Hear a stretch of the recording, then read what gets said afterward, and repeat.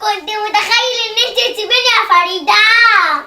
وايه يا بنت اللي انت بتعمليه ده يا بنتي؟ ده طلع ترند يا بابا. طلع ترند يا بابا؟ يا بنت قومي خدي لك يا بنتي كتاب ذاكري فيه بدل ما انت واقفه عمال. بعد ما اعمل الترند يا بابا. بعد ما تعملي الترند انا بقى اللي هطلعك ترند. انا مش عارف. خلاص ايه؟ خلاص اصل انا ما كنتش متخيل انك هتسيبيني يا فريده.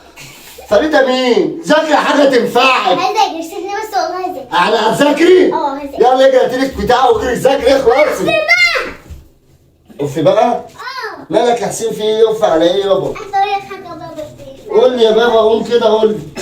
بص يا بابا. انا عارف فيك واكب بقى كتبته وغير فاكر بقى. الواجب اللي انت لسه كاتبه من شويه. بابا اشتغلت بص. اقوم على سنة اكتبه دلوقتي.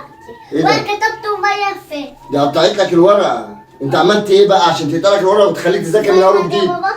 قول. مشكلة موجودة. عملت مشكله مع المدرس ليه؟ انا مودي بلطجي المدرسه؟ احكي لي عملت ايه مع المدرس؟ بيقول لي 3 زائد 7 قلت له 10. ايوه كده صح. كتب لي اي 7 زائد 3 قلت له برضه 10. ما هي صح كده كده كده هي يا غبي.